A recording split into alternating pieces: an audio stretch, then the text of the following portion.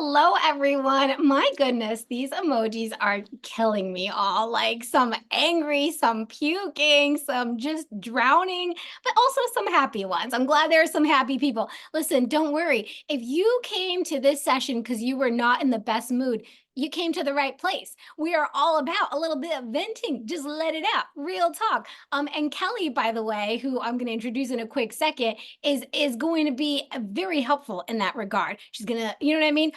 We had a talk. I had a talk with Kelli. What was it, like 2 weeks ago that we were in person together? Yeah, and you had some very helpful real talk. Like, I hear you. That sucks, and also here's what you're gonna do about it. Uh, yeah, it was awesome. Hi, all. Welcome, welcome. Let's start with some intros. My name is Melanie Naranjo. I head up the people team at Athena. We are a compliance training. We do everything from harassment prevention to cybersecurity, hotline and case management. And one of the reasons that we bring together people in these webinars is because we have really seen the power of building community, the need for community in the HR world where things can be so stressful. And let me just tell you, I remember when we were putting this webinar together and we were thinking of the title, we were like, oh, is this too blunt? How to make HR less miserable? Is that going to upset some people? When I tell you, people registered faster than ever. Seems like we really hit on something that people are feeling. So my heart goes out to everybody. For anyone who is new to one of my webinars, let me give you just a couple of things to know. These webinars are super interactive. I will be calling on some people in the comments. I will be asking questions that I ask you to respond to in the comments.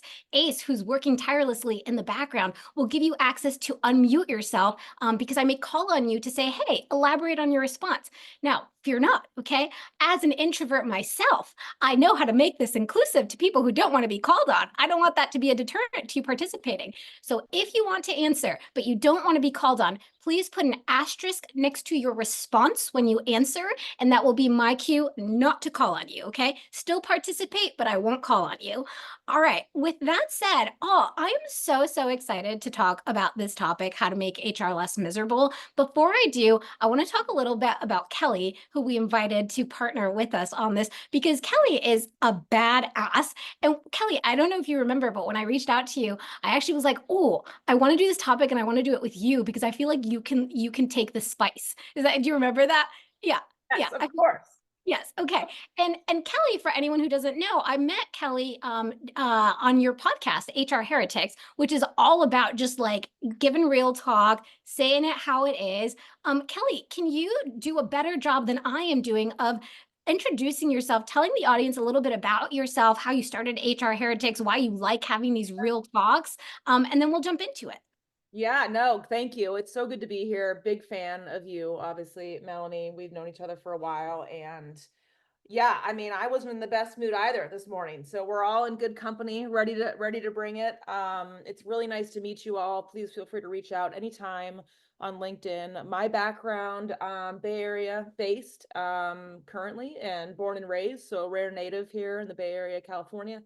I've been in tech for about 24-ish years, something like that, all in the, the miserable world of HR that whole time. No, I do love it. I joined, let's see, I started with Intuit back in like, I think it was 2000, 2001, something like that.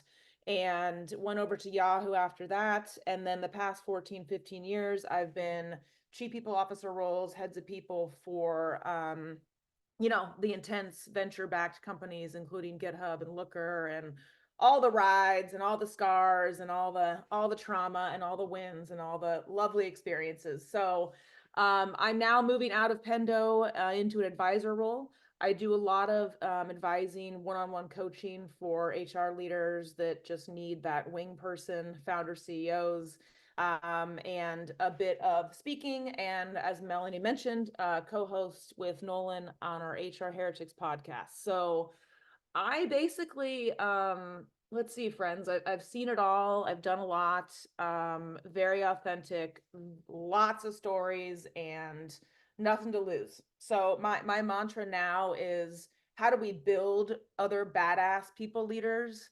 that love this work and can deal with it and real talk it all at the same time. So that's why I'm here. Thank you, Melanie, and it's great to meet you all. I love that you mentioned too, like, got nothing to lose. I feel like you do really get the most candid, transparent responses from people who have like just recently left in-house because they're like, I'm not affiliated with the company anymore. I can say my piece. Okay, all. With that said, let's go ahead and get started. We'll do a quick disclaimer, which is that, none of this is legal advice. If we do end up talking about anything legal, this is our professional HR advice.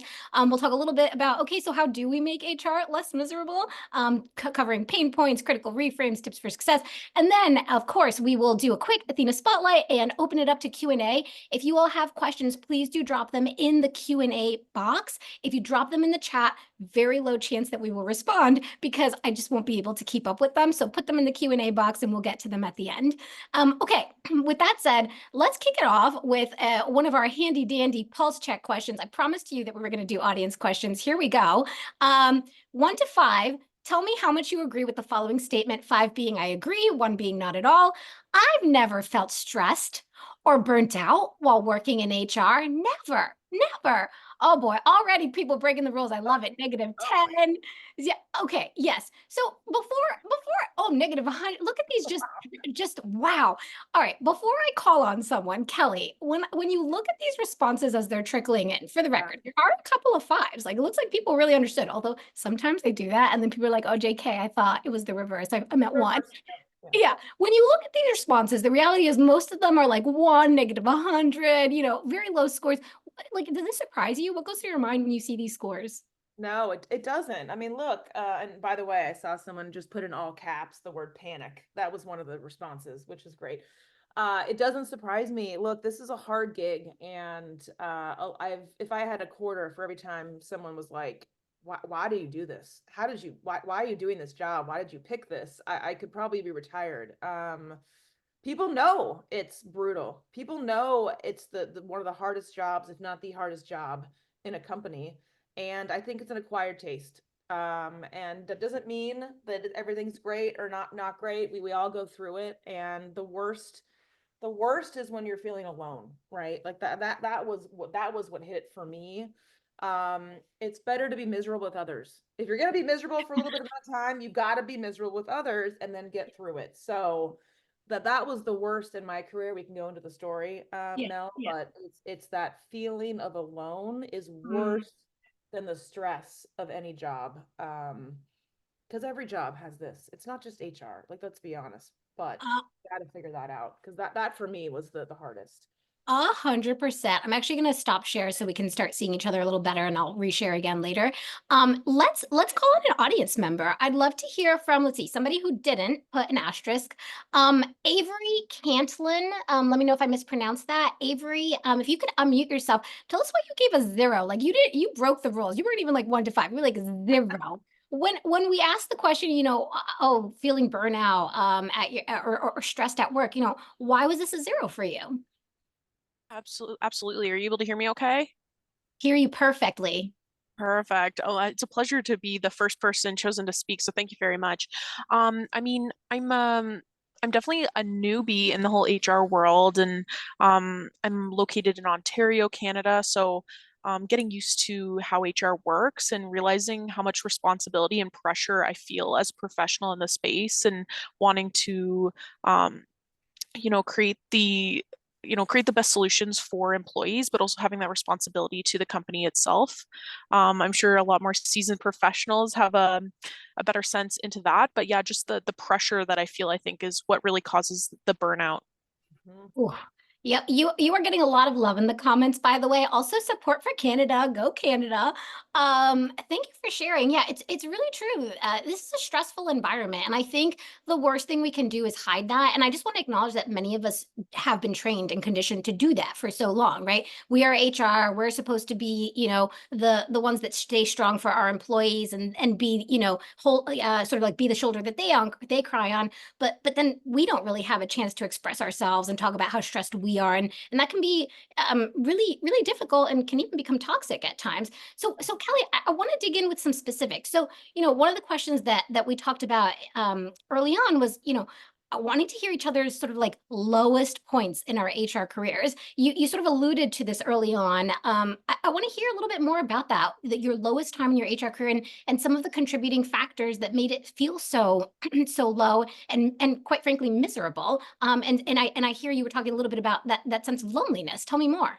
Yeah, no, look, and I'm reading all the comments too. I'm good at multitasking, so I agree with a lot of these comments I'm seeing. And again, that lonely space, one of my lowest points, I remember it was about 10 years ago, and I was a new chief people officer, right? New head of people. A lot of you might be in that spot now, but being at the larger companies, right? The Intuits, the Yahoos, you have a community, you have a net, you have a corporation, right? You have things under you that can catch you when you're jumping off that ledge. And for the first time you kind of take that risk and you're in that number one seat, or even if you're not and you're kind of on an island and you have a very small HR team, it's kind of the same thing. You don't have that. And being new to the role, I will tell you, I didn't choose as wisely as I probably should have, as far as like company culture fit, founder CEO values and style, especially for being kind of green in the role. It's different when you're not. And I went in there and it was really hard. And it was great for a while until it wasn't really great, Mel. And then I remember like the last 6 months in that job, I kind of felt myself like, I'm being very, very real here. I kind of felt myself disintegrating. I don't know if some of you feel that way, but I am very outspoken, right? Very confident, very boisterous. I'm very positive. I'm not that person. And I started to like not recognize myself. And others, my family and friends started to recognize it too. And I felt stuck. I felt alone. And then that lack of alignment with that leader, with your partner, and not being able to communicate with them, you start to like retreat, right? So what that felt like for me was I started to kind of get more imposter syndrome. I started to feel more unconfident, right? I started to speak less. I started to feel unsafe. And then that led to like feeling unmotivated, right? Because I do believe in the power of like the positive vortex. When things are going, you're rising to it, you're getting better, you're feeling safer, you're taking more risk. And when that goes the other way, I can go the other way. And so that started to happen to me. And then when that happens, you don't catch yourself, it becomes a self-fulfilling prophecy. Do you know what I mean? Like, then you start to act that way and you start to like be seen that way. And you're like, oh shit, I just literally backed myself into a wall. And I was just too young and frankly green to get out of it. And that's why I think having a coach, having a mentor, having someone that's done that to be like, you're not crazy, but this is happening. You need to stop it because and it ended fine. You guys, look, this wasn't like awful, but it was probably the most miserable I felt in my career. And it lasted a long time because like a lot of us in HR, we want to please others, right? We don't want to give up. We don't want to think it's someone else. It has to be us. We need to change. We need to adapt. And that's not true. Like, it's okay to be like, this isn't freaking working. And I didn't learn that literally until like 6 years ago. I'm 45 years old. So the faster you can learn that, the better. Because I did not think it was okay to be like, we gave it a good old college try. I'm unhappy. Let's figure it out. So that was a big learning moment for me, and I was like extremely unhappy. Oh, first of Yeah, all, let me just say a lot of people like your words are I told resonating. you we were bringing it. Yeah, Like, yeah. I mean, and I appreciate it because I think part of the challenge with a lot of these things is because to your point, people feeling alone and nobody talks about this, then they wonder, am I the only one feeling this? Am I just not good enough at my job? But then just to hear, oh no, I'm not alone. Other people are experiencing this too, can be so validating and almost sort of like pull you out of it, like you were saying with your family doing sort of like being that intervention for you. One quick logistical comment, just because I saw a few people in the comments say they're struggling to hear your audio just a bit, Kelli. So I don't know if there's a way to move your mic closer. There you go, perfect. I have a follow-up question that we did not plan just because I'm curious about this. Yeah.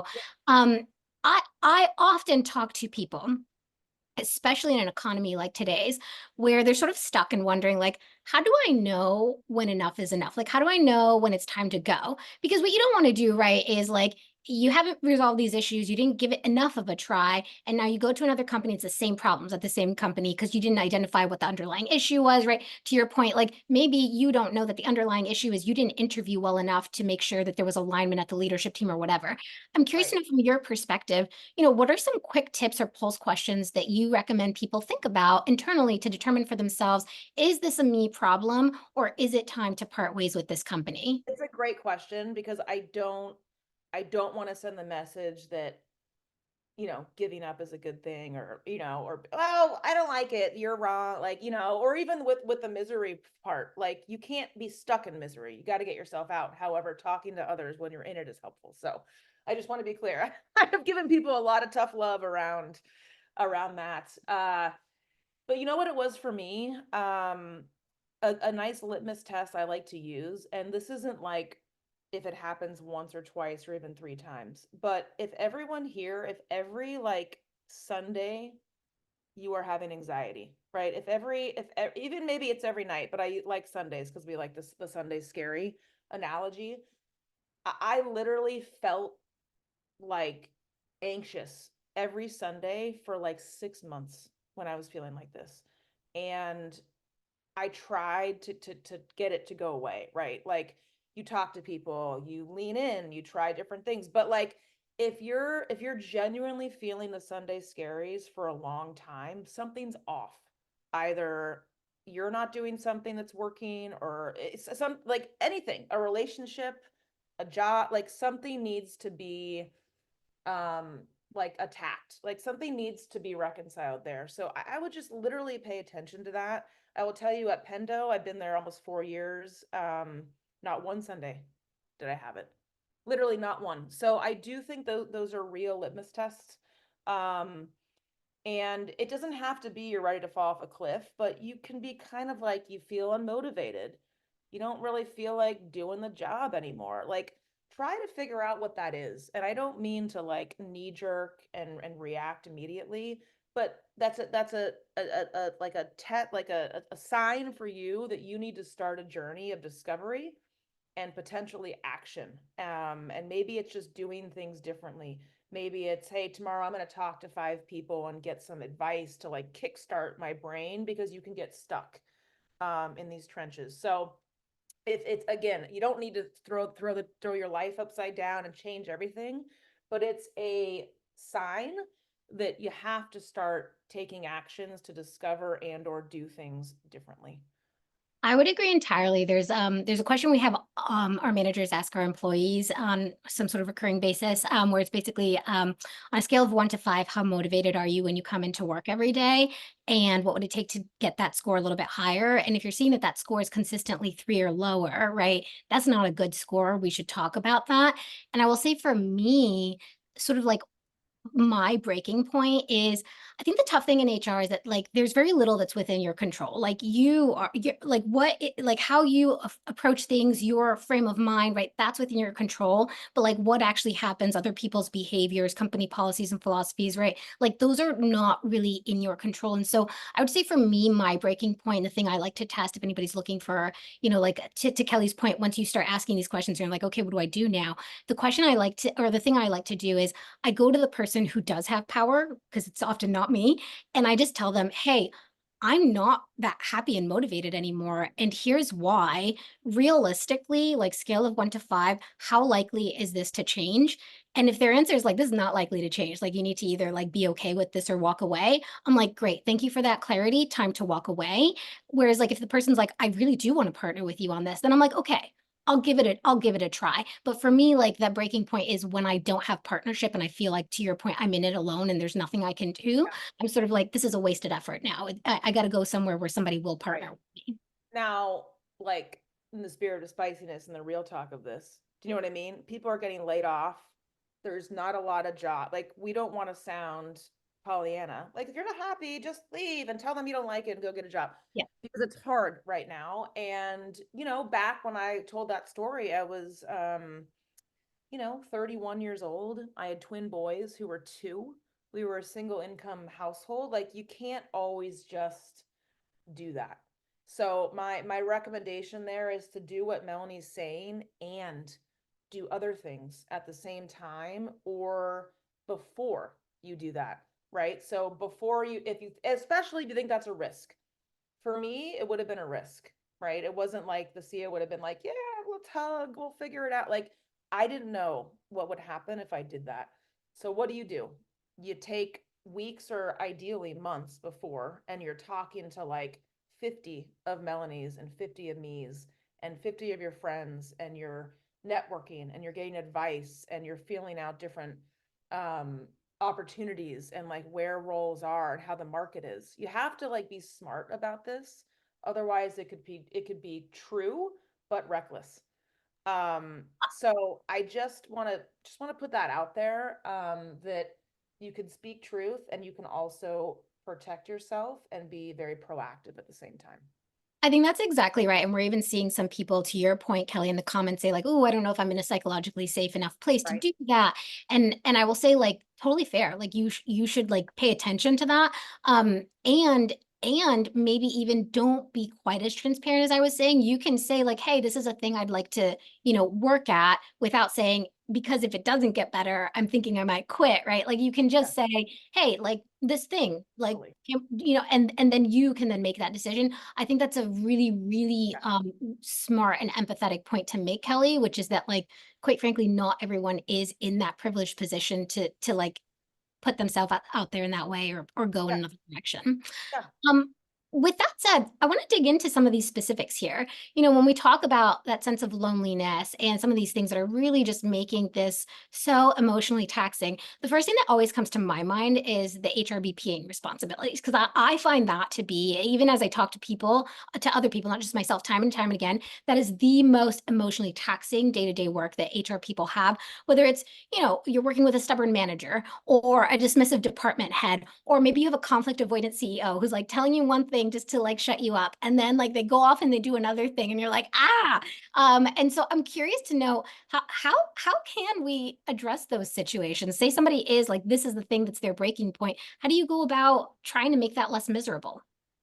Yeah, look, if you look at my LinkedIn, I grew up as an HRBP. Like, I know nothing else. I've lived in this path since the beginning. And as those of people that have worked for me might be on the call know, I call it the COO of HR. Like, I do think it is probably the most intense function and the center of gravity when done well in this area. And because of that COO nature, I think it's probably the best prep you can get for being a CPO. Like I always say, you can, if you're in recruiting, do it, but it's better if you have HRBP experience in doing that because it's that taxing. Like, you will get a realistic job preview of the CPO role in an HRBP role, right?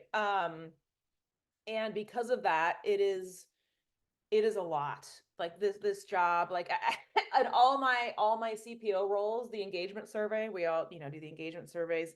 I'd always dissect the data, you know what I mean? And the HRBP function of my teams were always the most miserable. They were like always like this. A It's hundred because percent. it's because we see all the nonsense. Do you know what I mean? Like, we are the dark side, so to speak. We don't just do Radford and hire people and it's sunshine and you're giving people money. It's literally like you see it all. I always say we are the people that live under the glacier. Like, lots going on under the glacier and it's very, very heavy. I still think it's the most fun and it's the best job. I love it. Now, how do I still love it after all these years? One, I like to gamify things a bit. Like, I'm sorry, but one of my biggest advices to people sometimes, and don't tell anyone I said this, but sometimes I'm like, listen, you got to care a little less. Like, I don't mean to like be an unempathetic prick, but you gotta learn how to care just a little less. And that's not to me not doing things for people being empathetic, but you got to learn to compartmentalize and not take things so heavy. And so try to use that. Use it with care, but sometimes you got to care a little less. And I like to gamify things a bit, right? Like we take things so seriously, and I do like to enjoy a little humor, like to treat things almost like, a project or a game. Just have a little fun with it, laugh a little bit. And sometimes we do, within our teams, we'll laugh or we'll kind of gamify things, and it'll be within the vault. But it's really helpful to do that stuff and keep perspective. Um, and compartmentalize. Do you know what I mean? Like Yeah. you could spend all day long doing employee relations issues and this, but try to make that aspect of your job like the least amount of your time. And when I say that, I mean you start to get really good at seeing things and they come up, right? You have intuition. You're like, "Ooh, this is going to be a nightmare. This is going to be," and you try to nip it and resolve it. You try to jump in. And we talked about this at the conference, Mel. Like the happiest HRBPs are the ones that when in any way they can, they make employee relations issues and nonsense between people the least amount of time they spend during the week. That's like the goal. And the last thing I'll say is having a plan is like very powerful. If you're in this job and you're like, I'm just in the minutia, 12 hours a damn day, listening to people complain, I don't let, but if you're like, okay, here's my test or my experiment to make this part of my job less. Here's what I'm going to try. Here's what I'm going to be doing in a year and a half. I'm going to go do this or this. Like having a forward plan where you can see the forest through the trees, where it's not just slog in front of your face every day, it gives you power. It gives you excitement. It's like planning a vacation, right? Like in August, I'm going out with like 6 of my best friends and we're like something to look forward to. Like that's very powerful. Um, and you got to do the job really well while you're doing all these things. I could not agree more with the whole gamify and caring just a little bit less. And here's what I like to sort of compare it to, because I had like this light bulb moment a while ago where I was talking to somebody. I mean, we all know that there, especially once the pandemic happened, many people switched to fractional work, freelance work, and the reason why was I'm burnt out. I can't deal with the in-house politics. It's emotionally, tolling. I'm done with this, right? I like the HR work, but I don't like having to deal with the people and the emotions and all this, right? But I think it's super valid. But here's what occurred to me. I remember asking somebody who had made that switch. I was like, wait a second. So are you telling me that now, every time that you counsel someone, they 100% take your advice and they never make mistakes and you never have to help them clean it up? And they were like, well, no. And I was like, so what actually changed? And what changed was their mindset, right? What changed was they understood that this was a job that they were paid to do. They understood that they did or didn't have power to make a decision here. They were just here as an advisor. And the person was free to go in their own direction. They could close their laptop at the end of the day. And every hour that they worked, they were getting paid, right? So it wasn't like, oh, I'm at this conference, and even though I really want to be here with my family or this or that, I'm answering my email. No, because Yes. there were better boundaries. And so for me, what I really realized was, hang on a second. The reason why this is so draining is because I'm taking everything so personally. And I think, for the record, like I want to have empathy, because I think many of us have been conditioned to sort of believe that our role is to bend over backwards, no matter what, fighting the good fight to Yep. make sure we are there 100% for our employees. And while I do think we should be there for employees, it is unrealistic to say sustainably that yes, we are going to always fight every single battle and everything's going to be, an end of the world decision.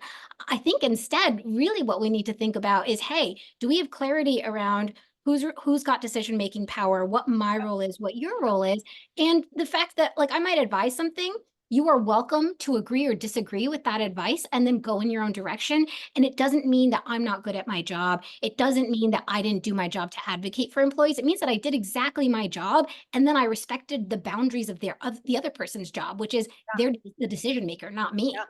I do, like I mentioned, I do a lot of one-on-one like coaching with, it's usually HRBP leaders that are like, can I do this job? What am I doing? And I love it. And I always tell them, this is free advice, obviously. Like, I'm like, listen, You train people how to treat you. Like you are literally training these people how to talk to you, how to engage you, what their expectations of you are. And if you continuously are a chameleon and you're changing with everyone that has any little thing, you're no one, right? You don't have a, like, it's unclear. And we all have a brand in the organization, whether you know it or not. Employees are talking about you. Hey, go to Melanie, she does this or that. Like, we're training people how to treat us all the time. And you can be a great HRBP. You can be empathetic. You can also have boundaries, and you can also be a hard ass to people as long as it's consistent. You're not changing, right? That's the worst thing we can do. And they know what they're going to get, and that is a brand. And so that's what I'll leave this question with is, I had to learn the hard way a bit early on. Like, we do train employees how to treat us. So, Kelli, you said something that was really interesting to me, which was that employee relations issues should be taking up the least amount of our time. I kind of want to dig in there because I think, in fact, in the comments, if you can touch, just tell me yes or no. Don't worry, I won't call on anyone. I'm trying to stake on time. Yes or no if you agree with the following statement. Like, sometimes I work on things that are not the best use of my time. Just let me know yes or no if you agree with that. Okay, yeah. So I'm, oh wow, it's really coming. Thanks, all. So Kelli, I'm curious to know from your perspective, where do you think most HR professionals waste too much time? It clearly sounds like one of them is employee relations issues. And with that in mind, then where should they be spending more of their time, and how can they make sure that that becomes their new norm? Yeah, yeah. First of all, I've never seen this level of engagement in comments. This is incredible. So Our audience is the best. Like shout loves out, you, yeah, loves you, and they love Athena. shout out to you all. Yeah. Yeah, shout out to you all. Listen, you know, HR Heretics podcast, we're very spicy, we're very real. It could be controversial, but this is my point of view. Y'all can take it or leave it. But my litmus test on how we should be spending our time. It's not that we don't get pulled into things that we have to, right? My litmus test is, what am I going to present at a board meeting? Like, the board meeting's in 2 months. We put together, right? We present every board meeting. What am I going to ask my team and myself to build together? What do we want to present? And I can tell you, if I went in there and I was like, well, we did 8 investigations, I resolved 12 performance issues, we rolled out a comp program, they'd be like, what are you doing? What is this? Like, what is going on here? How did Like, that improve our ARR? yeah, well, why are you here? Like, and that's the real talk. Like, that's the litmus test. It doesn't have to be a board meeting. It can be, if you're an HRBP, it can be your engineering leadership staff meeting. It can be the C team meeting, whatever it is. But that litmus test of what you're presenting, and let me tell you, it ain't employee relations and it ain't the vanilla programs that we have to do, you know? And when I say that, and I joke with Todd, our Pendo CEO, I'm like, listen, because we did 2 small riffs last year, and it's it's hard. And I said, the thing that you'll never see on my LinkedIn, and probably all of you, like, you won't see bullets under my LinkedIn roles saying I'm great at layoffs, or I am great at sexual harassment investigations. Like, we're not putting that on our LinkedIn, but you damn better be, like, good at it. Do you know what I mean? It's like a necessary, Totally. but not sufficient skill set to have. And I just say that because he got that. Like, he was like, oh my God, you're right. Like, you have to be great at that, and you don't get any fucking credit for it. Like, that's the real truth, everyone, is like, we have to be really good at it. And you can't just do that because you're not going to be viewed as a strategic, great HR leader. So what do?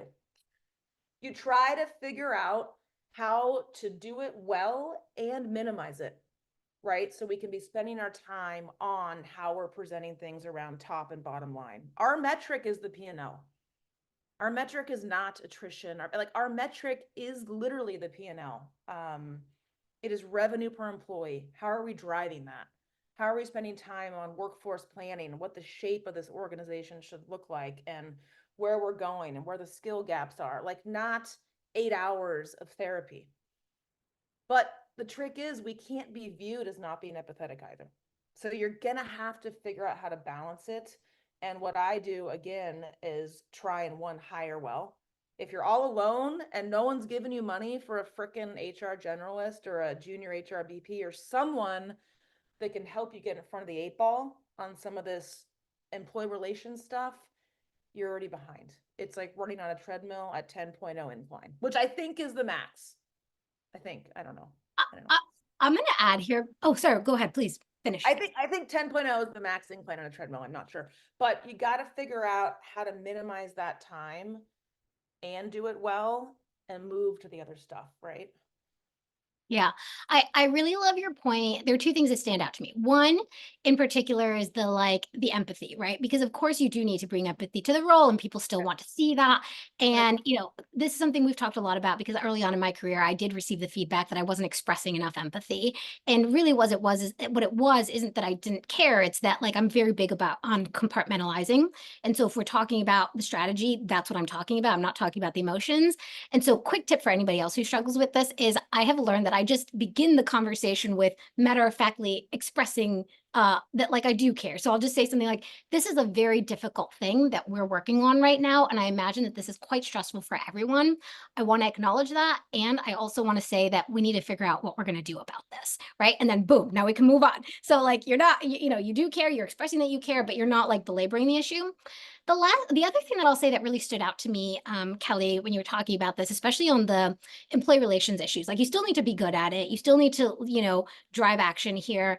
The thing that I have found that has been instrumental in helping me navigate these things more efficiently is, I think, and in the comments, give me a +1 if anybody agrees with this or has gone through this. I think that for a long time, I thought that my job was to sort of enforce people initiatives. So I'd be like, hey, you're not holding your team accountable to these high standards. You need to do this. What are we going to do? I'm going to put time on your calendar. Why aren't you doing this? And just hounding people down. And the reality is that that does not work because I don't have any authority over them. I am not their manager. And so I can, yell until I'm blue in the face, but it's not going to make any difference if they don't fundamentally agree with me and I don't have any power over them, which for the record, I don't think that I should have power over them. I think that we do need barriers, but I do think that what that means is that you then have to have a better strategy for what to do when that situation happens. And really the reframe that I've had in my mind is that I'm not an enforcer, I'm a facilitator and an advisor. Right. And so when a person's not doing the thing, do I yell at them? No, I go to our CEO or I go to our leadership team and I say, hey, I have noticed a trend in people not holding their teams accountable. Here are the teams where I'm seeing that. And I don't need to out anyone. Sometimes I do have to, but sometimes I don't. And if I don't, then I won't. And then I just say hey, what do you want to do about this? My advice is X, Y, and Z. You need to drive this, not me. And I've just found that that's been so much more impactful because of course they're going to listen to their manager over me, but also, and I don't think people talk about this enough, the more that you try to enforce, the more that you will deteriorate your relationships with your stakeholders because now they just see you as this person who's nagging them. Now they just see you as this person who's every time you talk to them, you're going to pressure them to do this, the other thing. They're never going to trust you. They're never going to come to you. They're never going to lean on you proactively. In fact, they're going to ice you out and they're going to try and circumvent you because they know that if they bring you in, you're going to be like the police here and you're going to stop things. And so I have really, really gained so much from just shifting and being no, I'm only going to ever be an advisor to you. You do what you want, right? And then I will separately talk with the leadership team if I'm noticing trends. I'm curious to know if it seems like you agree. Have you seen that in your career as well, Kelli? Oh my gosh. So a story comes to mind 10 years ago, and I was at GitHub and very non-traditional, lots of first principles. And you learn these things. I thought, oh, engagement survey, we have to do it.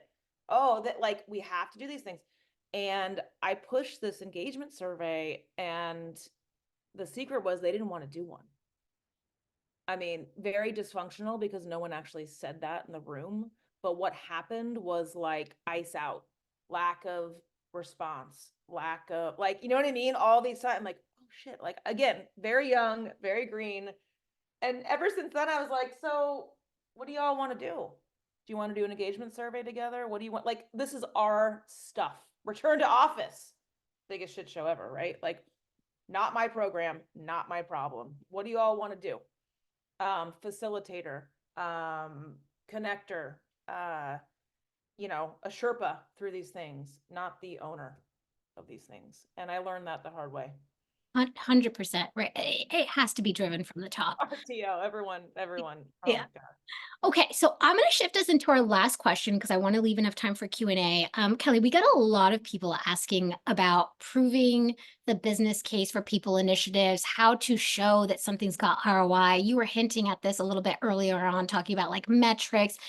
Tell me a little bit more about, where do you think most people professionals go wrong when they're trying to advocate for a people initiative or like show that ROI in their work?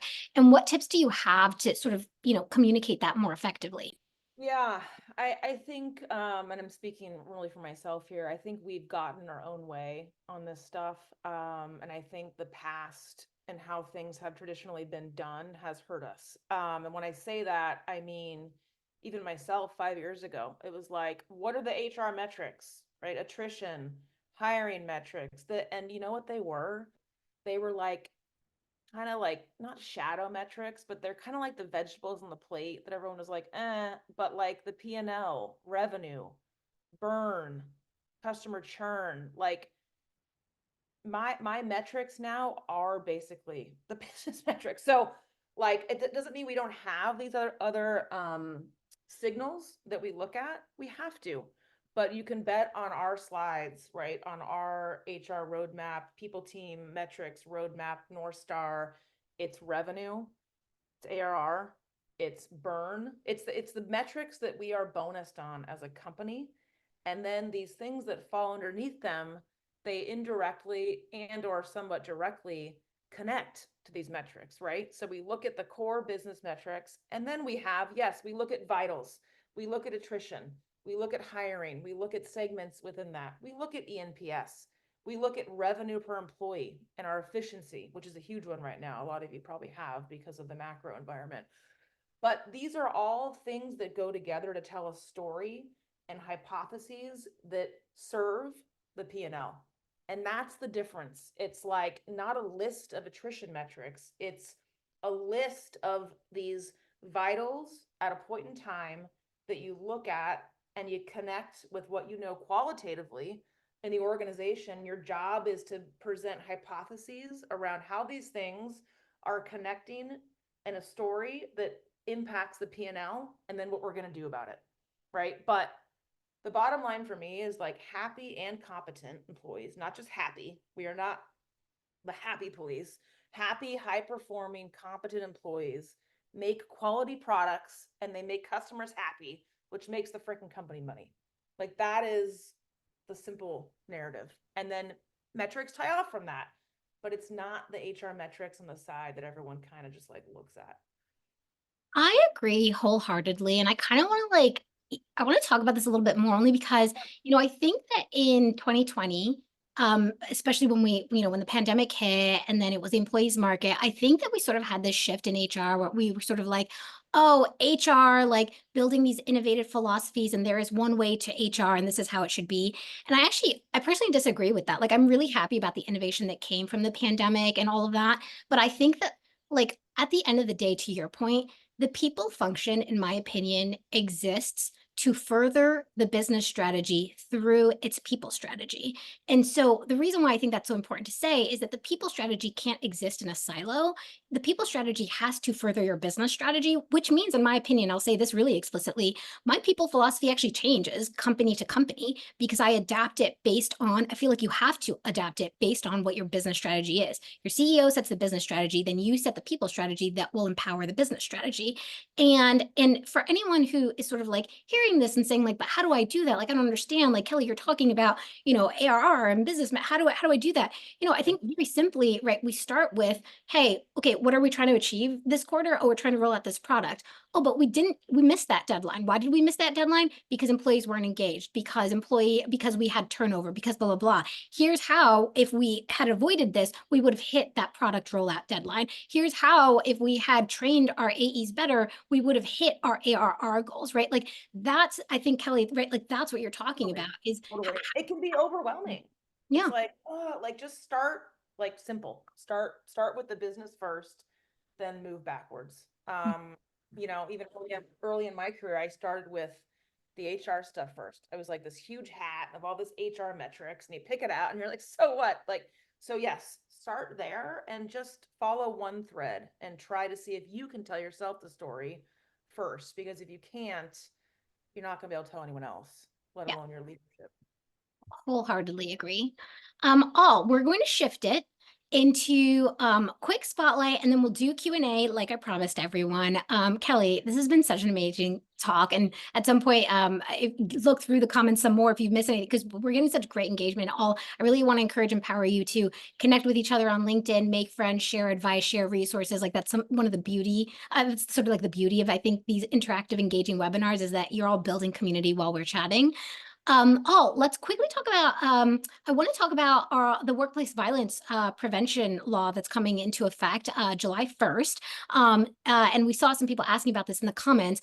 If you have employees in California, please know that you are required by July 1st to have a workplace violence prevention training course and plan in place. If you don't have that in place, good news, we offer it. We are offering a special promotion for webinar attendees, so we'll share a discount code and more info in a follow-up email, but feel free to check us out. If you are a company of under 100 employees, you can actually be up and running in, like, I want to say 5 minutes. That's how quick it is to get enrolled in our platform. Check it out. If you have any questions, reach out. Well, again, we'll send follow-up resources, but always want to share that. And it's just 20 minutes. We kept it short because we know employees don't got time for training, okay? So we keep it short but impactful. With that said, for anyone who tuned in for SHRM or HRCI credit, here are the codes. We will leave those up while we put up a quick poll. We would love it if you could just take the 5 seconds it will take to read these questions and share your responses with us. We always love collecting data and helpful insights from you all. Ace in the background is going to be putting up this poll now. I'm going to be quiet for like 10 seconds while you fill this out, and then we'll move along to Q&A.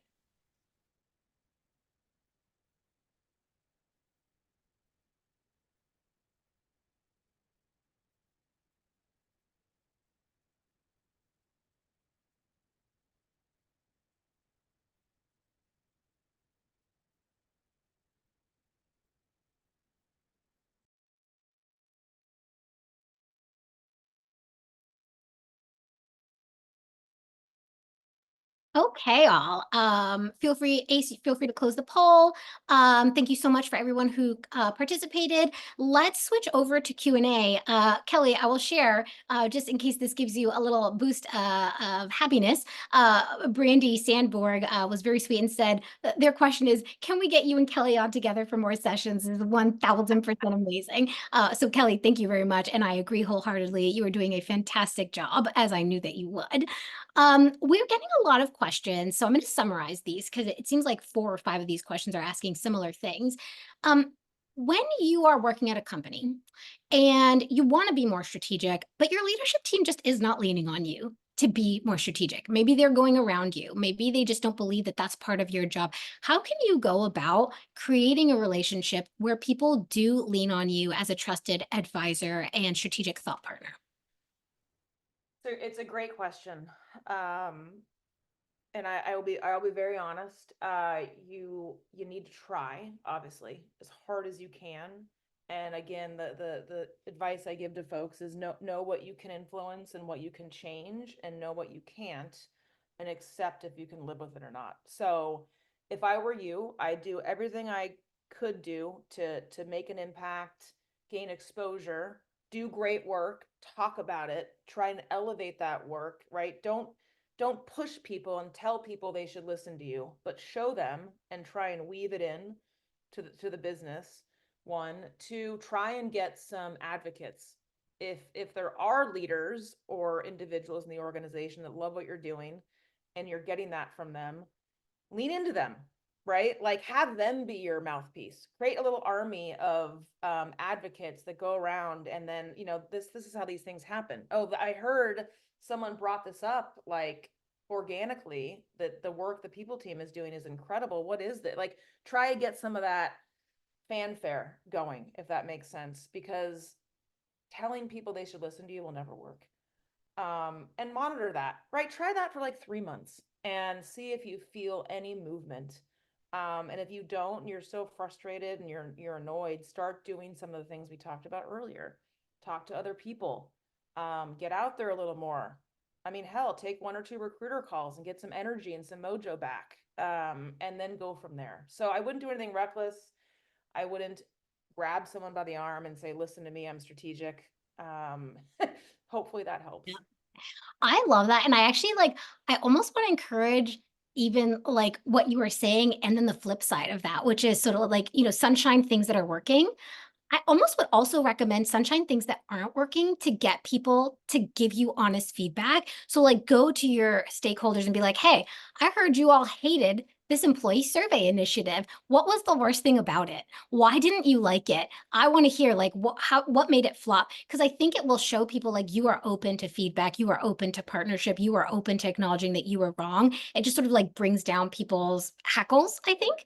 And I think also coming in with, to your point, Kelli, like these really powerful questions. I think the power of, a question that gets people to see, oh, I am strategic thinking. So something like, hey, like, who are your top 3 performers and what are you doing to retain them? Right? Like, oh, shit, I hadn't really thought about that, right? Like those are the little things that will slowly start to shift that mindset. And for the record, we have a resource, so we'll share and check. Keep an eye out for a follow up email. We'll share our recommended list of it's an HRBP one-on-one template for your stakeholders. We have another really interesting question that Kelli, I think you're going to kick ass at this one. What ways do you suggest that HRBPs go about learning about business metrics and how to advise on them? So for anyone who's looking to become a little bit more business savvy, they're in the HR world, how do they go about doing that? Oh my gosh, I would literally like sit down with my leaders and interview the hell out of them. Like, tell me everything about your area. How does this work? Tell me about the machine. Tell me about the cogs that go in the machine. What happens here? Like, I literally would sit down with the marketing leader, sales leader, the product leader, the engineering leader, and sometimes I'd build a little diagram, right? Like almost like these are different functions in a zoo. Like how does it all come together? How do you work together? What are the inputs and outputs? Like what do people do with that work? And it's this big system that works together. So if you have a hard time with that, create a diagram, right? On the diagram, like 1, 2, 3, 4, what are their major metrics in each functional area? What's the work they do and how does it connect with others? The easiest question is, do you know how your company makes money? 100%. And really lean on Kelly's advice here. All like you can literally just sit in on team meetings, sit in on your Oh my commercial team God. meeting, right? Like sit in on your engineering team meetings, learn about their culture, learn about their business, learn about how your company makes money. I promise you're going to get a lot of value out of it, and you're going to build trust. I would shadow. I would sit there with like customer contact center employees and be like, can I Y into your call? um it's incredible what you learn, and then you learn that business like inside out, and then you just start connecting people stuff to it without even trying. 100%. All right, Kelly, I think we have time for one more question. We'll see if we can sneak in a second. As a young professional, how can I ensure that I don't lose my passion for HR? Any tips for remaining positive through things like high turnover periods or layoffs, especially when you're the one who has to complete those terminations? Yeah, it's a great one. I mean, personally, make sure you still have outlets. Sometimes I'll block off twice a week till 10 a.m. And I'm like, I'm gonna wake up at 7:30 sometimes. I'm gonna go for a run.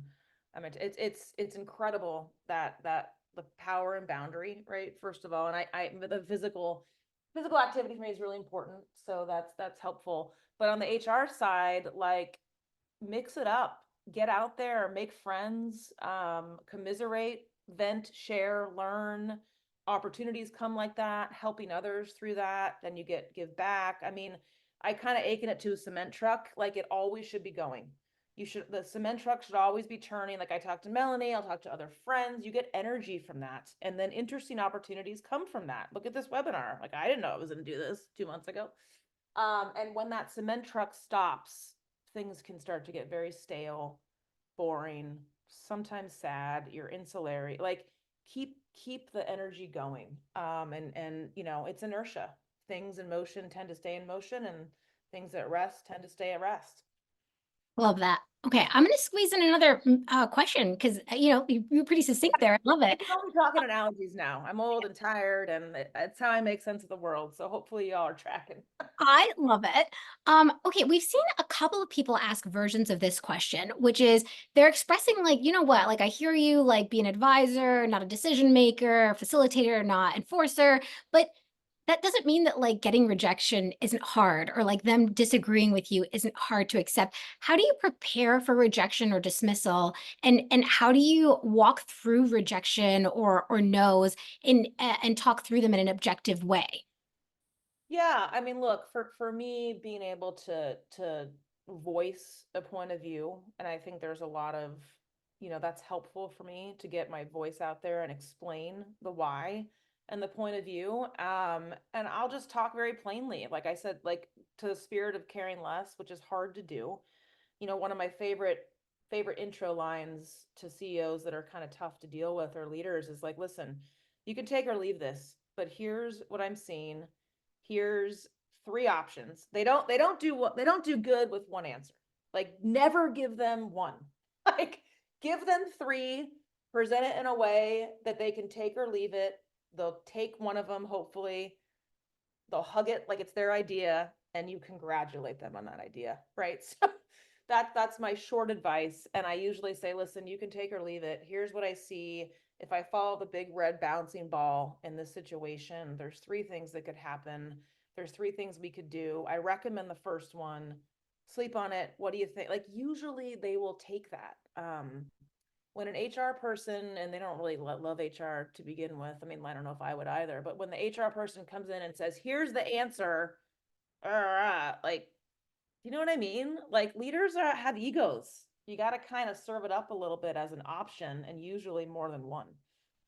I think that's super great advice. And to be honest, like the only thing I would add here Yeah. is I would find a way to leverage a rejection as an opportunity to collect more data, because I find that, to your point, Kelly, there is a lot of ego involved. And there's also the whole like, your priority is not my priority. So I'm just going to say no because that's the easiest thing here. But I'm not really thinking strategically about why I've just said no.